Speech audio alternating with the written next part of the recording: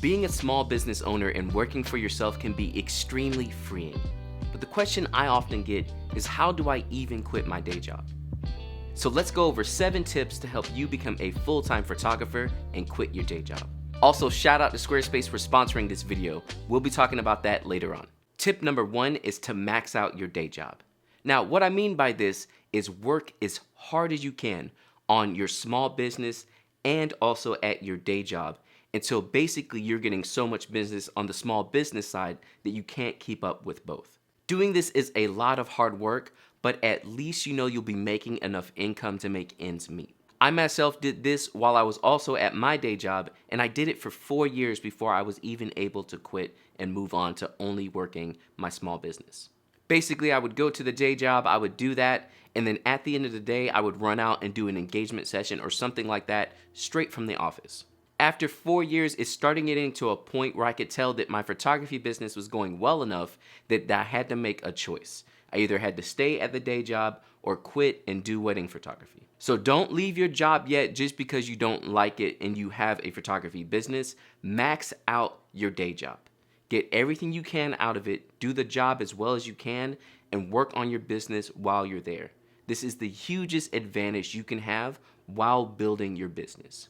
And having that income from your day job actually goes into tip number 2, which is save your money. This one is pretty obvious, but basically you need to have a lump sum of money under you so that when you quit, you at least have some kind of safety net. Quitting your day job with nothing saved is a disaster story. Don't do it. Like, you could probably pull it off, but honestly, I don't recommend it. You should basically save up maybe 3 to 6 months of what you need to live off of, and then give yourself time to build up your business while you're living off of that saved money. And honestly, if you max out your job like I was talking about before, your business should already be going well anyway, so the saved money won't be as important. But again, you never know when moving on to your small business first, so having money saved is extremely important. Tip number 3 is to pay off your debts.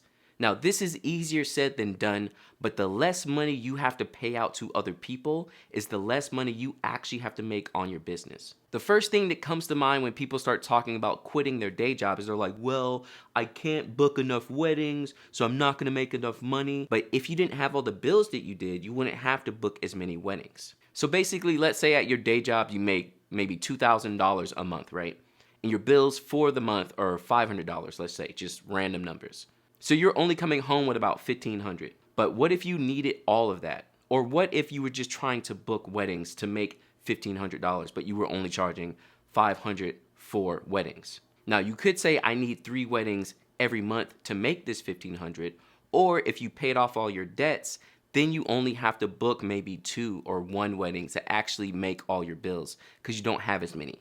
You're just living off of actual living expenses. And this was a huge change for me, honestly, in my business and what helps me till this day be able to provide for my family of 6. And again, I know it's easier said than done, and I'm sure you're looking at me like, oh, here's another YouTuber talking about paying off your debt. But trust me, I came from the bottom. My wife and I paid off about $70,000 of student loan debt, and I had credit card debt because I bought all my gear on credit cards, which I highly recommend not to do. But I paid off pretty much about $100,000 of debt till this day. So again, this is not someone who's just saying like, oh yeah, pay off your debt. This is mad easy. It's not easy. But to give you a little bit of hope, we paid off all of that debt on one income while also having children. So it does take time, but it is possible. Again, the main reason you want to pay off your debts is because then you don't have to actually book as much work to live. As long as you're living under your means and not spending too much money, you should be able to get by.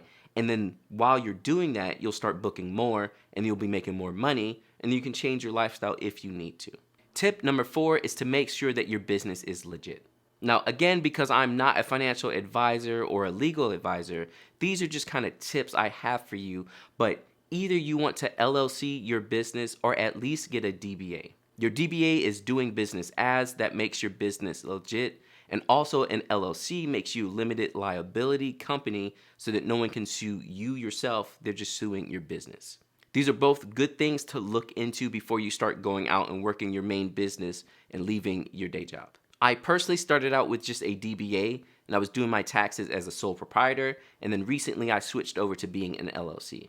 So there are all types of routes that you can take, but again, you'll want to look into your state, how it works out in your state, and also talk to some actual legal advisors who could help you out with this. Tip number 5 with going along with being legit is to make sure that you have a website, which you can do with this video's sponsor, Squarespace.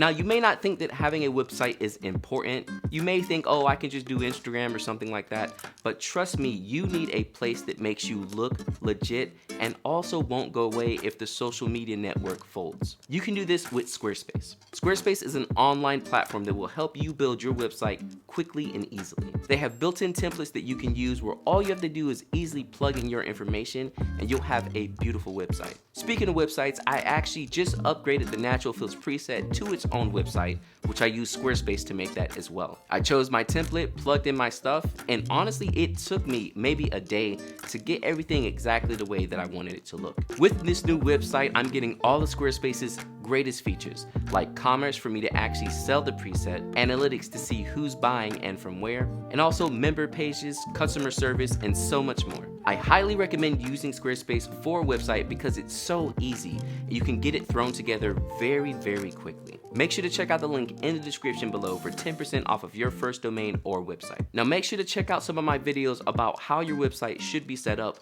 I'll leave that stuff in the description below, but having a website is going to give a place for your clients to come, see that you're a legit business, see your portfolio, and sign up to actually work with you.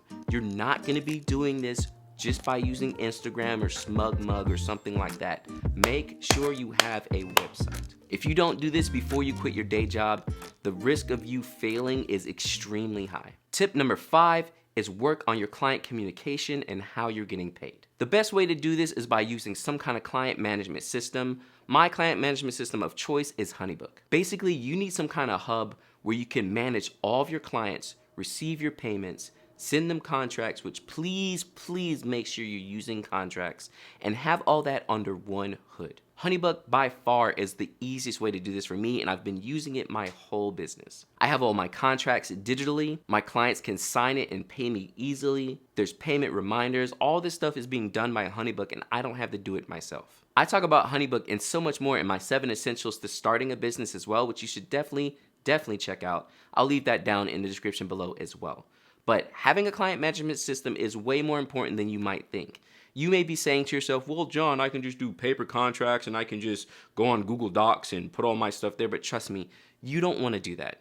You need to have a system that works smoothly so that when you start growing and having more clients, you're not running around like a chicken with its head cut off because you never put a strong foundation under you. I also have a code for HoneyBook as well where you can get 50% off of your first year, so definitely check that out in the description below as well. Tip number 6 is have a clear and strong brand. Now, I've talked about this a lot on my live streams, and if you've never caught them, make sure to check out some of my live streams. But basically, if you don't have a strong brand, no one's gonna wanna book with you because basically they don't even know what they're getting. To put it simply, your brand is you. It's how you present yourself, it's how you show off your business, it's how your photos look. Does your portfolio look clear and concise and everything look about the same? Can people tell exactly what kind of product they're getting? These kind of things matter. You may want to be like, I want to be a photographer and take cool photos, but that's not going to get you paid. There's a market for that, but if you're looking to churn out business or do something like wedding photography, you need a clear and consistent style. And that all feeds into your brand. Your website, your Instagram, your portfolio, your logo, all of that stuff should mesh together and be clear for your customers. By doing this, it'll make it easy for you to book more clients. And when you book more, you make more money. And that's the whole point. So make sure you work on your branding before you quit your day job.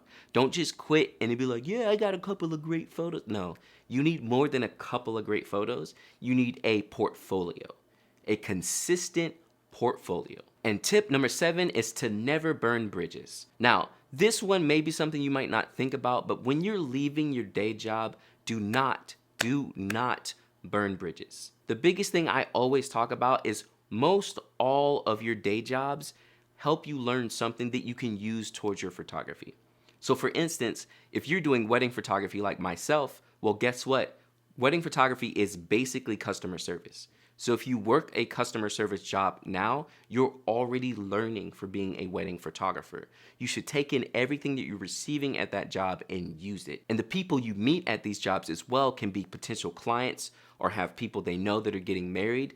They're the people in your corner and you want to always keep them there. So do not burn bridges. This also goes with other photographers. If you're being a second photographer, make sure to help and support all photographers around you. Send them inquiries when you're not able to book them. Just be a loving, caring photographer and bring the industry all together, because when you need help, they'll be there for you. And when you're starting your business, you highly need that.